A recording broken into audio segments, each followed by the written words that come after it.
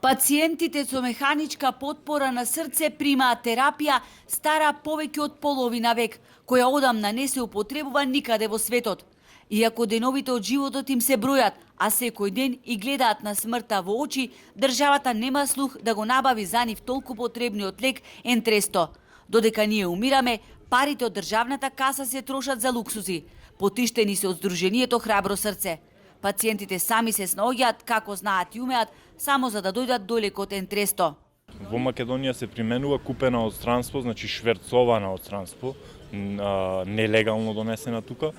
Во Македонија ја нема. Не е толку скапа, еднакво е скапа колку и оние лекови што ги примаме сега, но е многу поквалитетна, далеку поквалитетна и далеку повеќе резултати позитивни се добива со неа.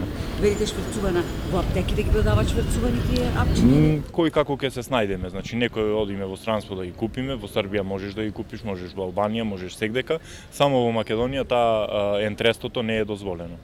Пумпите кои кај 20 пациенти ја заменуваат работата на срцето, откажуваат и се во критична состојба.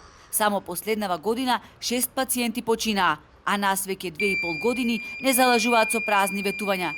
На 26 октомври лани, Владината комисија за човечки ресурси го задолжи ресорното министерство да им излезат во пресрет на пациентите, но и понатаму се оглушували на нивните апели за помош, додека прават стани седни на министерската фотелја.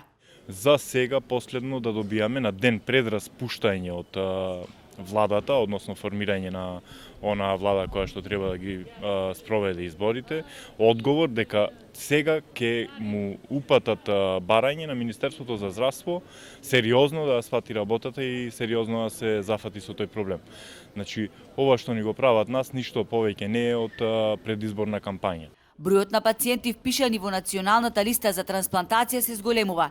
Најмладиот пациент е девојка на 26 годишна возраст.